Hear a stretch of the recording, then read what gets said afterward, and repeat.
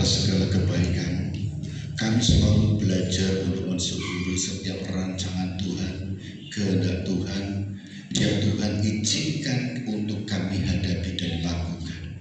Karena kalau semuanya sumber-sumber daripada Tuhan, maka itu mendatangkan kebaikan untuk kami semuanya. Tuhan, kuatkan hati kami, teguhkan hati kami untuk kami boleh menguasai diri kami, untuk kami selalu berpadanan dengan apa yang menjadi kehendak Tuhan, yaitu lewat firman Tuhan. Sebentar kami akan belajar kebenaran firman Tuhan untuk menghantarkan kami untuk masuk di dalam perjamuan kudus, persekutuan dengan tubuh dan darah-Mu. Biarlah menjadikan kekuatan untuk kami, karena korban-Mu yang telah melayakkan kami semuanya. Berfirmanlah pada pagi hari ini. Di dalam nama Tuhan Yesus Kristus kami berdoa dan mengucap syukur. Haleluya. Amin. Silakan duduk Ibu Bapak dan Saudara kasih Tuhan.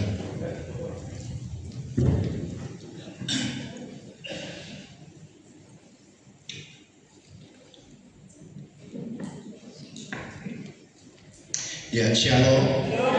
Shalom. Puji nama Tuhan. Tuhan senang, hati Tuhan senang melihat kebersamaan kita di dalam satu tubuh Kristus pada pagi hari ini. Terlebih kita pada pagi hari ini, tadi pagi saya bingung ini saya seperti apakah nggak salah lihat Kohin ada di tengah-tengah kita ya. Puji Tuhan.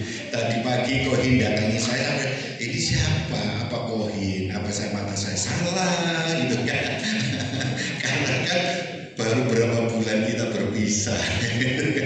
Ya puji Tuhan, kita bisa melihat keadaan Kohin sehat dan tadi sungguh luar biasa. Walaupun ada beberapa saudara-saudara kita yang saat ini tidak hadir, ada yang dirawat di rumah sakit ya karena sakit. Bapak Tony Om ya, atau Tony Laundry ya, saat ini dirawat karena muntah darah dan juga anaknya. Jadi hari ini papi dan anak perempuan itu sama-sama dirawat di rumah sakit ya. Yang satu persiapan untuk menjalani anaknya itu Maria yang akan mempersiapkan diri operasi besok, itu batu ginjal, dan juga Pak Tony itu kemarin dibawa ke UGD karena muntah darah ya. Jadi entah itu muntah darah penyebabnya apa, inilah sedang pengobatan. Nah, puji nama Tuhan, pada pagi hari ini kita akan belajar kebenaran firman Tuhan untuk mengantar kita di dalam perjamuan yang kudus ini. Yaitu saya beri tema melatih diri. Maaf saya tidak bisa pakai PowerPoint seperti biasanya karena persiapannya duduk itu agak masih rasanya nggak enak gitu. Jadi kalau bikin mikir duduk dengan rasa itu nggak konsen. Jadi mohon maaf saya tidak bisa dengan seperti biasanya dengan PowerPoint. Tetapi mari kita belajar bersama-sama ya, walaupun dengan PowerPoint tapi kita belajar firman Tuhan ya.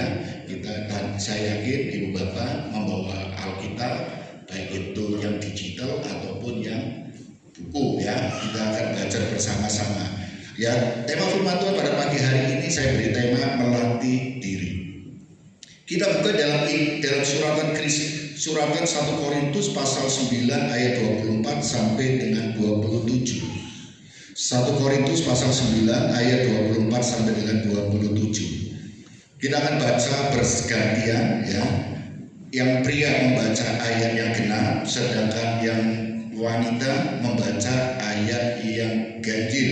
Nanti ayat 27-nya kita akan baca bersama-sama ya.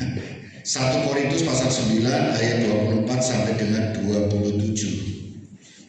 Sudah ketemu semua? Kita akan baca bersama-sama. Kaum pria terlebih dahulu. 2, 3. Tidak tahukah kamu bahwa dalam gelanggang pertandingan semua peserta turut berlari, tetapi bahwa hanya satu orang saja yang mendapat hadiah? Karena itu larilah begitu rupa sehingga kamu memperolehnya. Tiap-tiap orang yang turut mengambil bagian dalam pertandingan menguasai dirinya dalam segala hal. Mereka berbuat demikian untuk memperoleh suatu mahkota yang parah, tapi kita untuk memperoleh suatu mahkota yang abadi. Sebab itu aku tidak berlari tanpa tujuan, dan aku bukan bertinju yang sembarangan saja memukul. seluruhnya, supaya sesudah memberitakan Injil kepada orang lain, jangan aku sendiri ditolak. Amin. Ibu, bapak, dan saudara dikasihi Tuhan Yesus Kristus, di dalam kehidupan kita, Paulus memberikan satu perumpamaan, perbandingan bahwa kita ini di dalam kita memberitakan Injil ataupun keberadaan kita sebagai saksi Kristus, keberadaan kita sebagai untuk menjadi utusan Kristus untuk menyampaikan kabar baik, di mana kita telah diutus untuk memberitakan Injil, ya, beritakanlah Injil ke seluruh dunia. Maka kita ini Paulus memberitahukan kepada kita dengan memperumpamakan bahwa kita ini seperti ada di dalam gelanggang pertandingan. Di dalam gelanggang pertandingan peserta nggak mungkin cuma satu orang, tapi banyak orang. Banyak peserta yang terlibat, baik mereka itu dari kelompok-kelompok manapun, mereka berlomba ikut pertandingan untuk memperoleh mahkota atau hadiah atau juara atau dapat piala atau dapat piagam ataupun dapat medali, saudara. Dan itu dilakukan semua orang. Tetapi Tuhan mengatakan lewat Rasul Paulus bahwa hanya ada satu pemenang. Dan di dalam pertandingan itu, untuk memperoleh satu pemenang itu, untuk memperoleh mahkota atau medali itu, tentu dalam pertandingan itu ada aturan demi aturan yang harus ditaati. Tidak sembarang orang berlomba yang penting lari kenceng, tidak. Tetapi dia harus mengatur satu tempo permainan dengan aturan dan strategi yang telah diatur, saudara. Dan dalam pertandingan itu ada peraturan-peraturan yang harus dipahami dan diketahui dan dilakukan. Jika peserta itu tidak melakukan atau melanggar peraturan pertandingan itu, pasti akan dia belum bertanding, maka akan didiskualifikasikan. Dan akhirnya walaupun dia punya dengan kekuatan yang luar biasa, dia akan gugur dan tidak ada artinya. Demikian juga di dalam kehidupan rohani kita, dalam kita melayani, kita menjadi saksi Tuhan, maka kita ini ada dalam satu koridor pertandingan iman. Dan untuk kita mengetahui bahwa kita itu dalam pertandingan, dalam track yang benar, maka perlu kita ketahui aturan demi aturan yang diizinkan dalam pertandingan iman itu. Tentu dalam pertandingan iman itu, peraturan-peraturan itu tidak akan terlepas dari apa yang punya gawe atau yang punya peraturan atau mereka yang menjadi jurinya.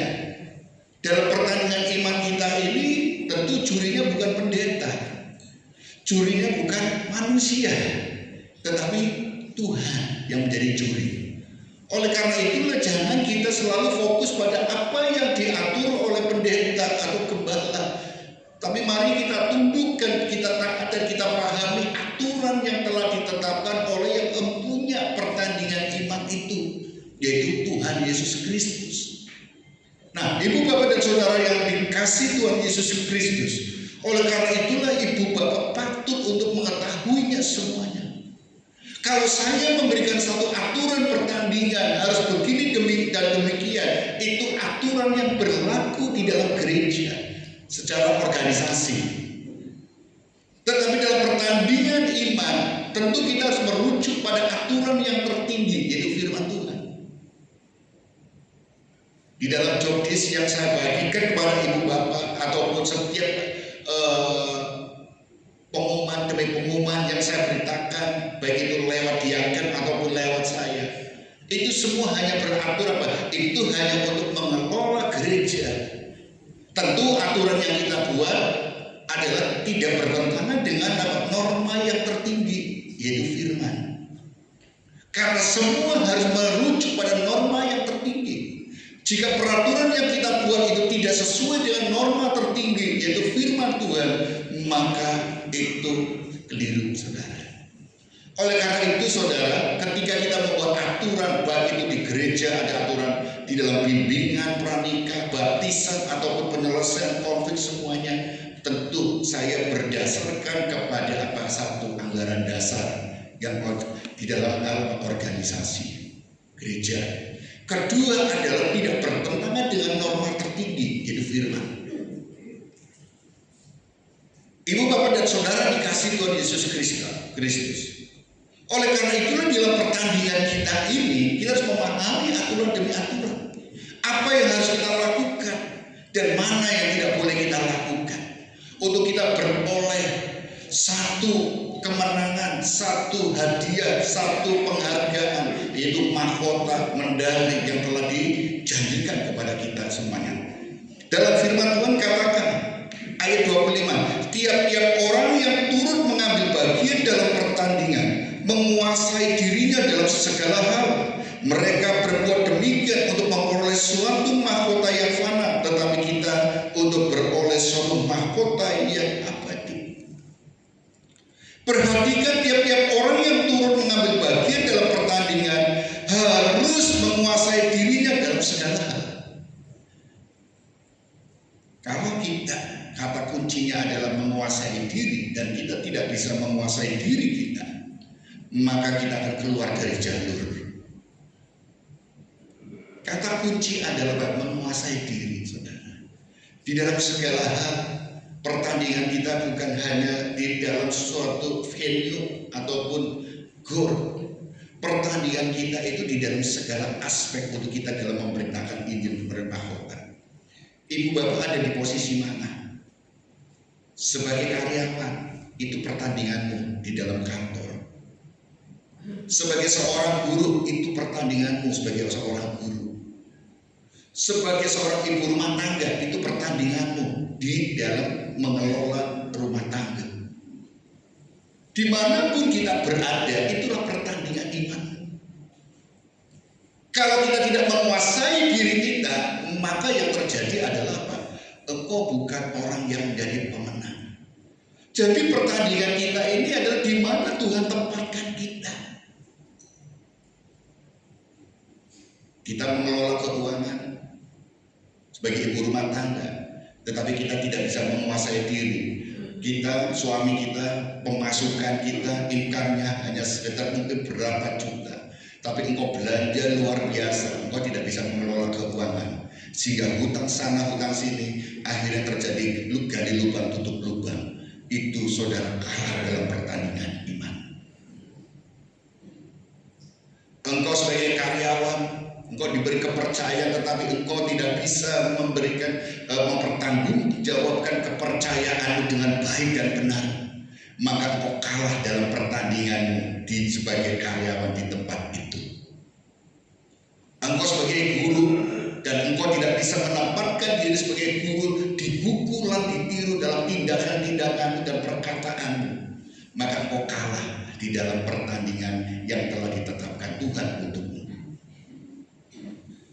Engkau sebagai lansia, emak engkau di tengah keluarga, dan engkau ibu bapak maaf tidak bisa menjadi seorang teladan sebagai emak dan engkau untuk keluarga, sehingga anak-anak cucu menghindari semuanya, menganggap emak dan engkau sebagai monster karena galak.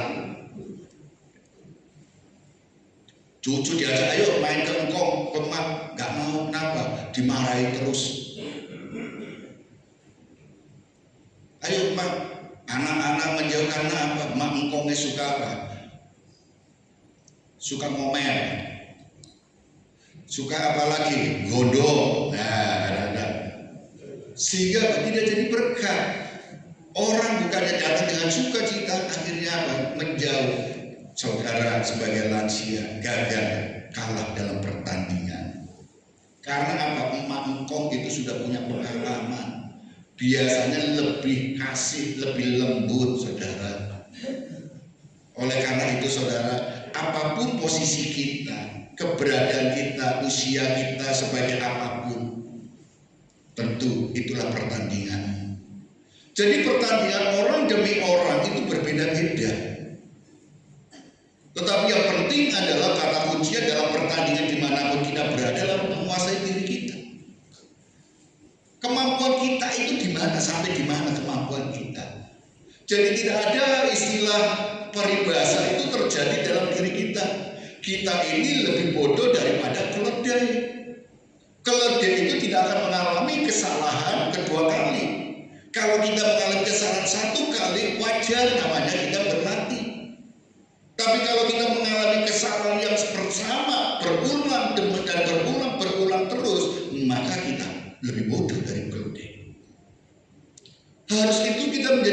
diri kita, saudara.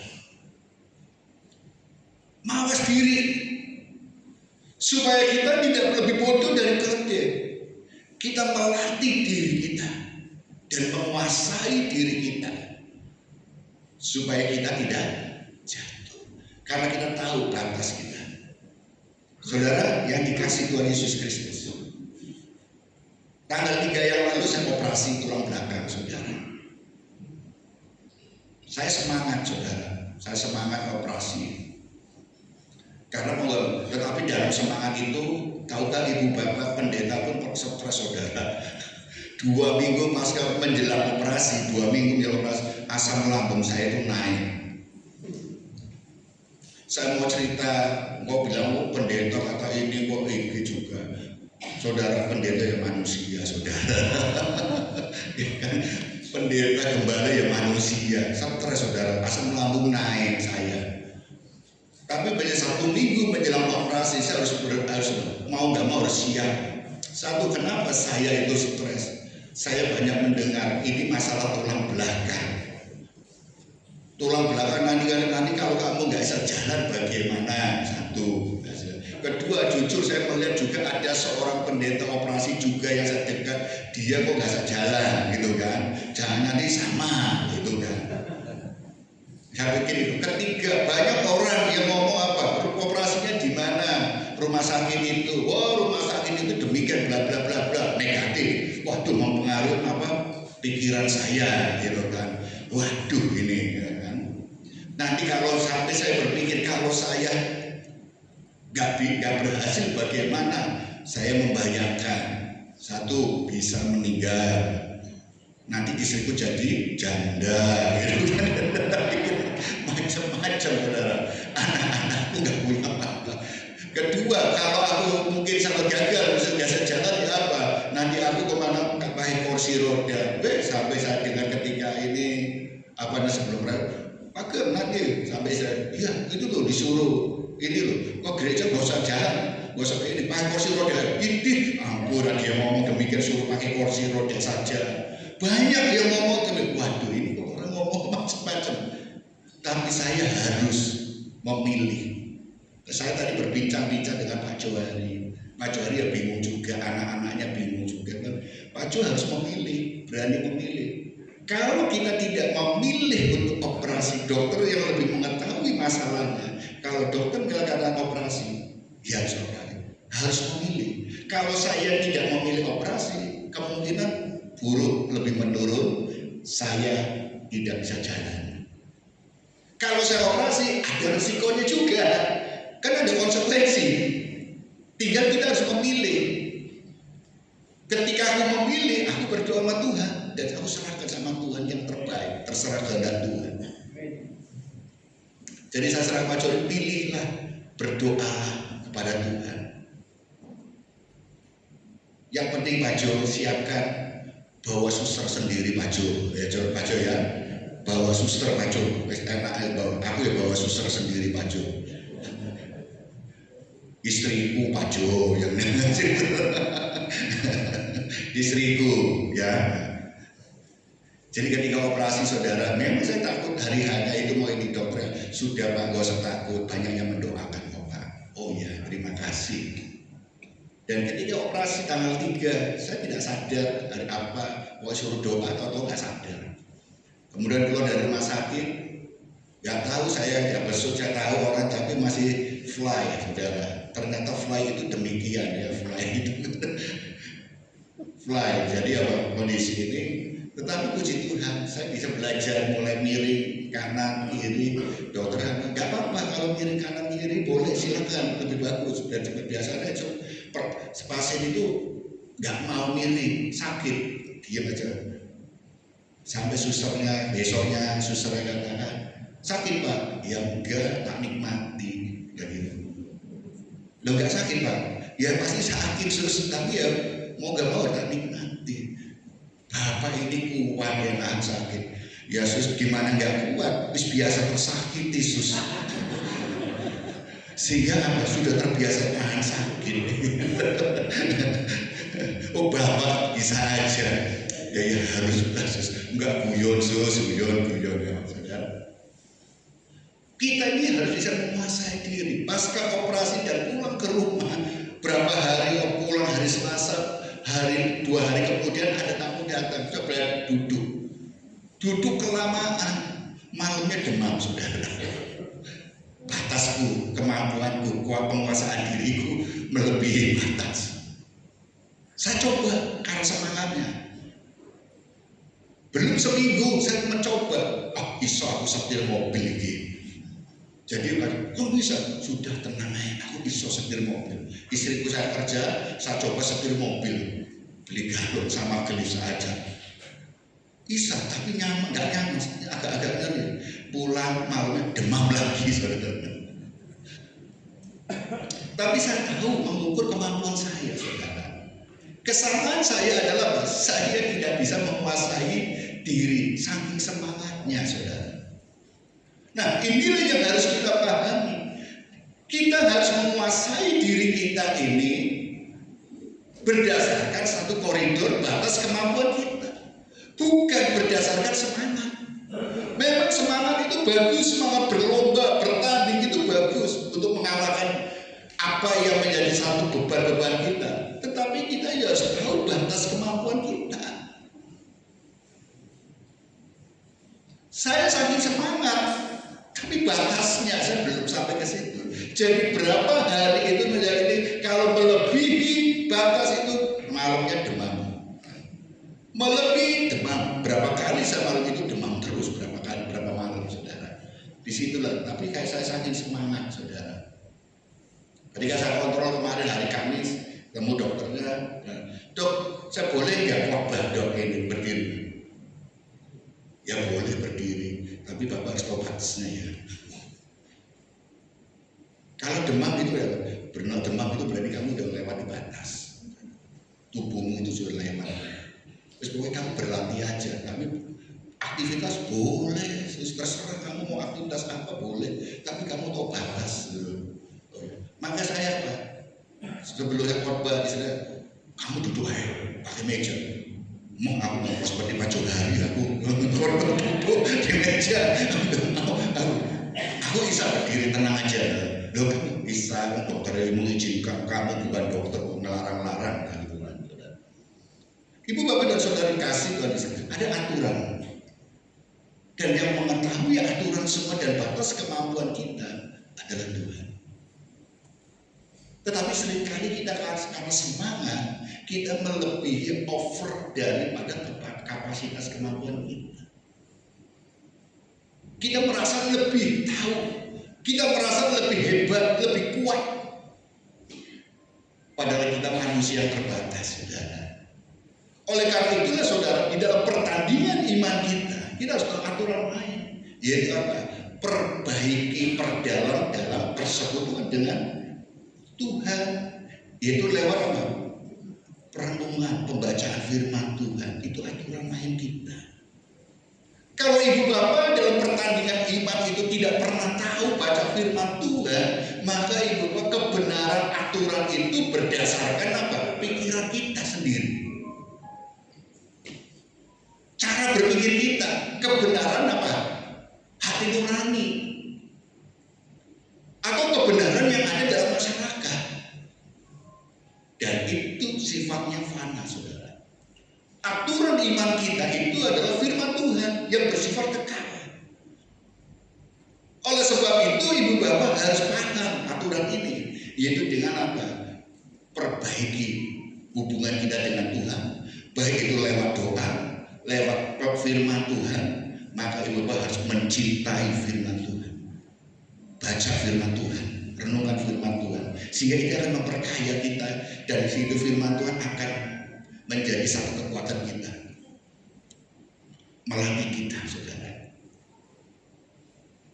Saya teringat ketika saya tahun 97, saya praktek. Saya ketika mau sekolah Alkitab, saudara, saya banyak orang itu cari praktek itu atau KKN itu di kota-kota besar.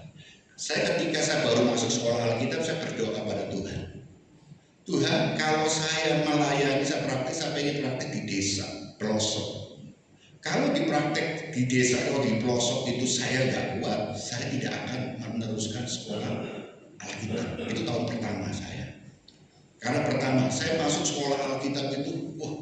luar biasa.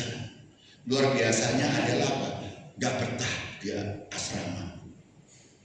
Ketika saya sekolah Alkitab dan kedua praktek melayani di gereja-gereja, saya mulai hanya Tuhan, aku ingin ditempatkan di desa paling pelosok. Kalau saya nggak kuat bertahan di situ, saya tidak akan meneruskan sekolah Alkitab. Karena apa? Saya mungkin pikiran saya itu melihat pelayanan gereja jadi pendeta itu apa? Enak. Habis ibadah, mau ibadah, seperti saya ini kan pakai dasi, pakai jas, ibu bapak lihat apa? Keren, ya kan. Terus kemudian ada pendeta yang pakai mobil, keren. Kita melihatnya orang di luar-luar ini yang di kota-kota. Tapi tahukah kita melihat pendeta-pendeta yang ada di desa-desa?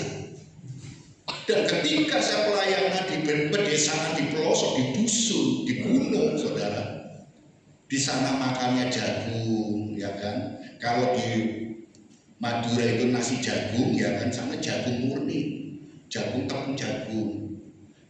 Ikannya ikan asin. Sayurnya sayur apa? Yang sering adalah manisa atau jipang, ya, manisa atau labu siem, ya kan? Terus daun-daun sayuran-sayuran banyak. Tetapi ikan itu susah. Sambal itu enak, saudara. Udaranya dingin. Pelayanan itu jalan kaki, paling dekat itu 5 kilo jalan kaki naik turun. Jalan kaki 10 kilo, 30 kilo, jalan kaki naik turun lewat hutan sana sampai kita nginep di rumah warga. Untuk apa? Kita hanya melayani satu desa, satu gereja yang jemaatnya cuma 7 orang, 5 orang. Jalan kaki, saudara. Susah di sana. Tetapi ketika saya bisa menikmati pelayan, ternyata inilah arti dari pelayanan. Banyak pendeta-pendeta sana kok mereka setia, hidup dari ladang, bukan dari jemaat. Disitulah panggilan saya mulai apa? Tuhan, inilah arti pelayanan. Dan aku harus melatih diri saya, iman saya. Nah, disitulah tumbuh, saudara. Mindset saya yang keliru, yang bagian ini mulai dimurnikan oleh Tuhan. Saudara yang dikasih Tuhan Kristus, saudara mungkin mengalami satu tekanan di dalam hubungan relasi dengan Tuhan. Mungkin ibu bapak sering mengalami satu pengalaman spiritual dengan Tuhan. Usaha biasa dulu pertama ikut Tuhan kok lancar-lancar terus, tapi ada titik mengalami satu penurunan. Masalah silih berganti, satu belum selesai muncul masalah baru ini. Itulah pertandinganmu untuk menguasai dirimu. Karena Tuhan sayang supaya engkau hidup di dalam tracknya Tuhan, jalurnya Tuhan, untuk menjadi pemenang di dalam pertandingan dalam iman. Berapa secara kedagingan kita, secara hidup kita disakiti oleh orang-orang. Kita sudah berbuat baik, menolong mereka, tapi balasannya kok demikian. Itu pertandinganmu dalam imanmu. Supaya apa? Engkau menjadi pemenang, memperoleh mahkota yang dijanjikan itu. Engkau sebagai ibu-ibu lansia, emak engkau, kok kesehatannya menurun, rasanya jadi sepi di rumah. Anak-anak pergi susu ini, itulah pertandinganmu. Kalau engkau merasa aku ini sendiri, aku kecewa, aku sudah melayani Tuhan, kok hidupku begini sendirian, aku mulai ini dan mulai menyalahkan Tuhan, sakitku terus begini, aduh kok aku sakit-sakitan terus, dan mulai kita apa? Wes aku pengen mati ya, mungkin ya kan, saudara mulai kalah. Tetapi hadapilah, jangan minta mati, tapi apa? Mintalah damai sejahtera Tuhan. Karena apa? Ibu bapak yang lansia mungkin yang demikian, itu pertandingan untuk menguasai dirimu, bahwa Tuhan yang sejati itu ada dalam dirimu. Damai sejahtera yang sejati bukan berasal dari eksternal, luar, anak-anak, muncul kumpulnya anak, menantu, cucu semuanya, ataupun dari siapa-siapa. Tapi damai sejahtera yang sejati timbulnya dari mana? Dari dalam hatimu. Itulah menguasai diri. Dan ketika engkau menang, engkau akan memperoleh mahkota. Yang kedua, menjadi suri teladan bagi anak cucu kita. Dan ibu bapak akan menjadi sosok guru untuk kita semuanya. Oleh karena itu saudara, apapun posisi kita, keberadaan kita, itulah pertandingan. Untuk kita boleh menang, kuasailah dirimu, saudara. Nah, ibu bapak dan saudara kasih Tuhan Yesus Kristus. Ayat 27 perhatikan. Tetapi aku melatih tubuhku dan menguasainya seluruhnya, supaya sesudah memberitakan Injil kepada orang lain, jangan aku sendiri ditolak. Kita sudah bertanding dalam trek yang benar. Kita sudah mungkin menjadi kesaksian bagi banyak orang. Tapi akhirnya kita ditolak karena apa? Kita merasa yang kita peroleh tidak sesuai dengan ekspektasi kita. Karena kita tidak menguasai diri, kita berlatih. Oleh karena itulah kata kunci yang kedua adalah berlatih. Satu, penguasaan diri, kedua berlatih. Dan latihan itu harus kita jalani terus berlatih dan berlatih. Saya pasca operasi berlatih, saudara. Tiap hari pagi saya berlatih melakukan otot-otot saya, dan saya harus melakukan berlatih dengan apa? Sepeda statis, saudara. Saya berlatih supaya otot saya itu lebih kuat lagi. Supaya nanti saya berjanji saya ini punya semangat, punya target, saudara. Tahun depan naik gunung nanti sama Devon, Philip, Nita semua naik gunung nanti. Walaupun nanti saya tunggu di parkiran kan naik gunung. Yang mudah-mudah naik, saya tunggu di parkiran ya. Dan nanti kalau saya nggak tunggu di parkiran, nanti motornya saya penjaga ya kan itu kan. Tapi kita harus berlatih, saudara. Bukan hanya bisa menguasai diri, tapi berlatih. Dalam iman kita harus berlatih, saudara. Karena apa? Tuhan ingin menaikkan level kita. Kedewasaan rohani itu, orang dewasa itu perlu dengan pertumbuhan dari anak, remaja, pemuda sampai dewasa. Demikian juga dalam iman kita. Dari anak sampai dewasa harusnya tubuh kita. Maka kita harus berlatih terus. Orang yang dewasa dalam iman bukan orang yang usia yang lebih tua, tetapi dalam pengalaman dengan Tuhan, kematangan di dalam iman itulah kedewasaan seseorang ditunjukkan dalam kerohanian. Maka banyak anak-anak muda lebih dewasa daripada orang yang lebih tua, saudara. Yang tua lebih senang apa? Meminta, menerima. Sedangkan yang muda belajar untuk memberi. Ketika kita berdoa, selalu kita berdoa, Tuhan aku butuh ini, berikanlah aku ini, A, B, C, D ini. Anak-anak.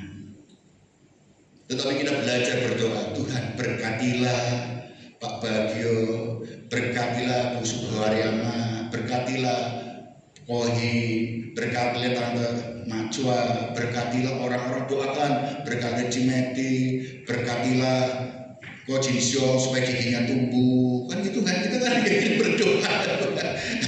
Kita berdoa untuk orang lain, saudara, bukan untuk diri kita. Itu dewasa, saudara. Karena apa? Karena kita tahu Tuhan itu tahu kebutuhanku, dan kita pasti tahu bahwa Tuhan pasti mencukupkan apa menjadi kebutuhan saya. Itu orang yang dewasa. Karena pengenalan dengan Tuhan itu bagus. Tuhan tidak pernah membiarkan kita sendiri. Tuhan tidak pernah membiarkan kita jatuh tergeletak. Tuhan tidak akan membiarkan apa yang terjadi. Tuhan selalu menolong, dan Tuhan selalu mencukupkan apa menjadi kebutuhan kita. Semuanya kita tahu. Orang yang mengenal Tuhan itulah yang tahu. Seperti kita mengenal orang tua kita. Orang tuaku tahu kok, aku butuh sepatu, nanti dibelikan, sepatuku udah jebol, pasti akan dibelikan kok. Tunggu tanggal mainnya saja. Papaku, mamaku punya uang, pasti dibelikan. Karena tahu, papa mamaku tahu kok, aku walaupun nggak punya uang, di rumah pasti ada makanan. Karena papa mamaku tahu mencukupkan kebutuhanku yang utama adalah makanan. Sehingga di rumah nggak akan kita di rumah sampai kelaparan. Pasti mencukupkan. Itulah hubungan orang tua dengan anak. apalagi hubungan kita dengan Bapa di surga lebih daripada itu. Tuhan tahu apa jadi kebutuhan kita. Itu orang dewasa. Maka itu perlu berlatih, terus berlatih dan berlatih. Ketika kita berlatih, pasti kita akan mengalami hal-hal yang ini jatuh, segala macam. Tetapi kalau kita punya semangat, pengen bisa, semangat kita bisa menguasai diri, maka tidak akan sampai celaka, saudara. Ibarat kita itu belajar, saudara, ngajari anak-anak kita mobil. Ayo kecepatan kamu gini ya, kuasai dirimu, pokoknya gini. Nah, kamu semangat belajar mobil, berjalan pelan-pelan, bisa. Tapi kalau nggak sama sekali, kok digas kencang, ya nabrak, saudara. Karena apa? Belum bisa setir mobil bisa gampang, tetapi menguasai mobil itulah yang penting, saudara.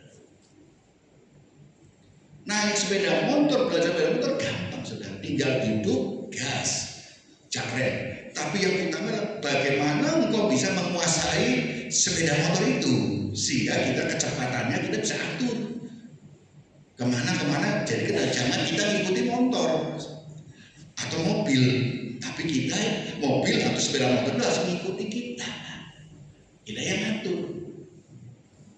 Itulah kita berlatih, saudara, menguasai.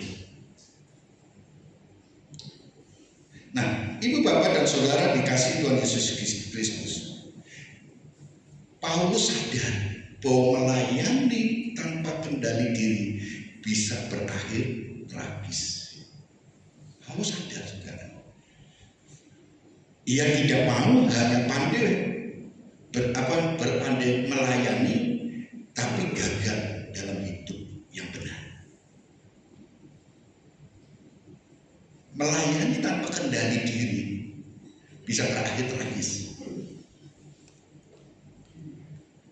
Oleh karena itulah kita harus memahami bahwa Tuhan itu tidak mencari orang yang hebat, saudara. Tuhan tidak mencari orang yang hebat, tetapi mencari hamba yang taat. Mencari hamba yang taat, bukan orang hebat. Maka saudara, ibu bapak, tempat inilah tempat itu untuk berlatih. Seperti visi kita, rumah Tuhan, rumah kita bersama. Rumah untuk apa? Tempat kita itu belajar firman Tuhan sebagai fondasi kita, iman kita. Kedua, untuk mengembangkan rumah tempat kita, mengembangkan talenta, potensi diri kita. Dan rumah untuk berbuat. Disinilah ibu bapak belajar untuk melayani. Melayani baik itu di mimbar atau melayani di masyarakat, itu menjadi tempat kita di sini. Jadi ketika ibu bapak ditunjuk untuk belajar melayani, ibu bapak sebagai ini ya, jangan minder, jangan takut. Karena apa? Kita tempatnya belajar lebih baik salah di sini daripada salah di luar, saudara. Lebih baik keliru di sini daripada kita keliru di luar. Maka saya senang melihat ibu bapak mulai belajar di sini. Adik-adik kita main musik, mereka berlatih. Apakah mereka sudah bagus? Baik, tapi belum sampai, harus ditingkatkan terus. Di sini juga ibu-ibu, ya kan, bisa melayani Tuhan, bisa ya semua melayani, berdoa belakang mimbar semua. Ini tempat kita itu melatih diri kita untuk menguasai diri kita, menyampaikan kebenaran firman Tuhan, belajar sharing firman Tuhan, supaya apa? Rindu semua bisa menjadi saksi, menceritakan kabar baik dimanapun berada. Memberi kesempatan ibu bapak, ayo sharing firman Tuhan, doa pagi, doa malam, IDM, bahkan kerinduan saya sampai nanti di ibadah raya, sudah beberapa orang di ibadah raya, kita ingin melihat. Bukan karena mereka hebat, saudara, yang saya lihat, bukan. Tapi bagaimana dia bisa menggali kebenaran firman Tuhan dan hidup benar, hidup yang semakin, bukan hidup yang sempurna, enggak, tapi hidup yang mau berpadanan, saudara. Hidup kita semua itu belum sempurna. Jadi jangan menuntut orang di mimbar itu harus sempurna dulu. Tidak, saya tidak menuntut itu. Saya pun tidak sempurna. Tetapi adalah bagaimana kita belajar pada track yang benar untuk apa? Kita boleh keserupaan dengan Kristus. Dan nanti kita berlatih juga, nanti ibu bapak dan beberapa orang nanti seandainya ada kita kedukaan, malam penghiburan, pemakaman, nanti dari kita yang melayani sendiri. Jadi bukan gembala sentris, tapi semua boleh melayani. Jika gereja ini bergerak, sumber daya manusianya bergerak semua untuk saling melayani, tentu dengan berlatih, saudara. Dilatih terus-menerus, dilatih terus-menerus. Pasti.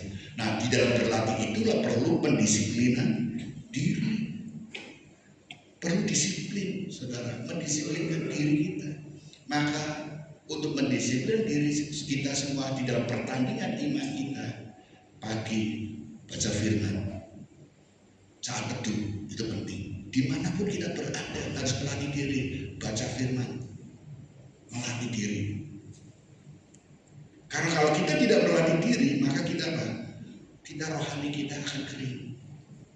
Persekutuan dengan Tuhan utama, supaya kita tidak kalah dalam pertandingan, dalam akhirnya kita ditolak, saudara. Sebenarnya ayat 27 dikatakan, nanti kita akhirnya ditolak. Memberikan Injil kepada orang lain, jangan aku sendiri ditolak. Itu yang penting. Disiplin kita menjaga kemurnian hati kita. Maka selalu selidikilah hatimu. Selidiki.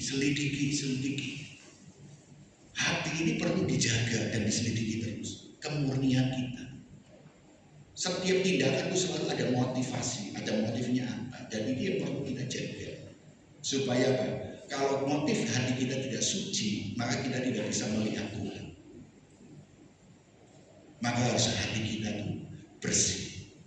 Berbahagialah orang yang suci hatinya, karena mereka akan melihat Tuhan. Hati yang suci itu perlu dijaga, tentu dengan latihan, disiplin diri. Kita jangan menuntut kita ini langsung sempurna. Kita sedang belajar, berlatih untuk mencapai keserupaan dengan Kristus. Dan untuk berlatih itu tidak akan selalu berhasil.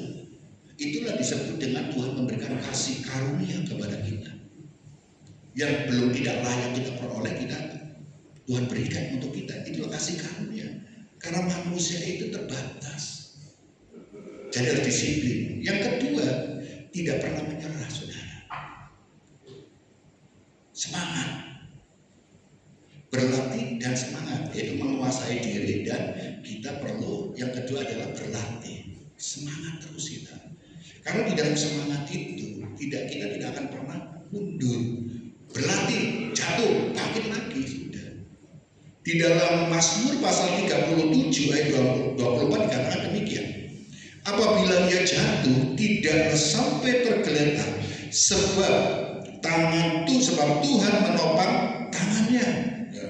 Jadi tahu batas kemampuan kita. Jatuh bukan akhir dari segalanya, saudara. Karena tangan Tuhan menopang tangan kita. Kekalahan bukan tanda kegagalan, ya kekalahan, tetapi kesempatan untuk belajar dan bangkit. Jadi kalau kita kalah, gak apa-apa, biasa. Yang namanya kita masih pemula, masih belajar. Tapi bangkit terus. Dari kekalahan itulah, kegagalan itu kita belajar. Di mana titik lemahnya, kegagalannya. Di mana yang harus saya perbaiki. Dan di mana yang harus aku tingkatkan, aku pertahankan. Itu kita belajar. Jadi kegagalan bukan akhir, tapi itu awal untuk kita belajar untuk meningkatkan. Yang penting semangat. Selama Tuhan masih memegang tanganmu, tidak ada kejatuhan yang permanen, saudara. Segalanya hanya langkah menuju kemenangan. Tuhan selalu menopang tangan kita. Oleh karena itu tantangan itu adalah sebagai apa? Cara Tuhan memberikan kita untuk belajar, memperbaiki.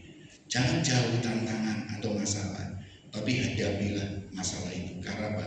Tangan Tuhan selalu menopang. Semangat hadapi. Penyakit jangan disayang-sayang, saudara. Yang disayang pasanganmu, saudara. Jadi penyakit jangan dieman. Penyakit jangan disayang. Sayangilah pasanganmu. Dieman pasanganmu. Maka kau akan mendapatkan yang begitu luar biasa dari pasangan.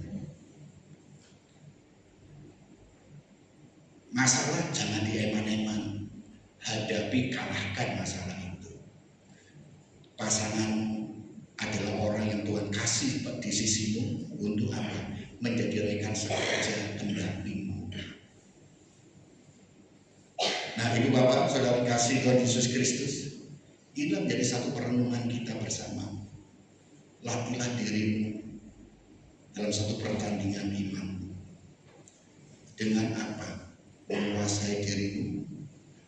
Berlatih dengan apa? Disiplin dan dengan semangat. Sehingga engkau akan memperoleh mahkota yang telah Tuhan janjikan kepada kita. Engkau akan menjadi pemenang yang akan mendapatkan medali penghargaan.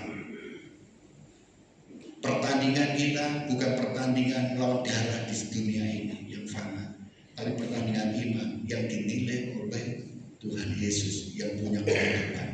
Kalau engkau berhasil mengalahkan keakuan, maka engkau akan memperoleh apa yang dijanjikan Tuhan, surga yang mulia, keselamatan daripada Tuhan. Tuhan sudah hadir tengah-tengah saudara, menyertai saudara sehingga saudara bukan menjadi pribadi yang kalah, tetapi Tuhan yang akan menyertai engkau sampai memperoleh apa yang dijanjikan itu. Engkau bertobat tidak sendirian, tetapi didampingi pelatih iman yang sesungguhnya, yaitu Tuhan Yesus Kristus. Dia akan mendampingi engkau. Oleh karena itulah bergaulah intim dengan firman Tuhan, persekutuan doa, maka saudara akan kuat mengetahui aturan demi aturan dalam pertandingan iman, dan engkau akan mendapatkan kekuatan yang baru lewat Roh Kudus-Nya, dan saudara akan disertai Tuhan untuk menjadi pemenang, tidak akan sampai jatuh tergeletak. Ingat kasih Tuhan dalam hidup kita. Korban Yesus di kayu salib, Dia telah mendahului kita, mengasihi kita, karena tidak ada manusia yang benar di dunia ini.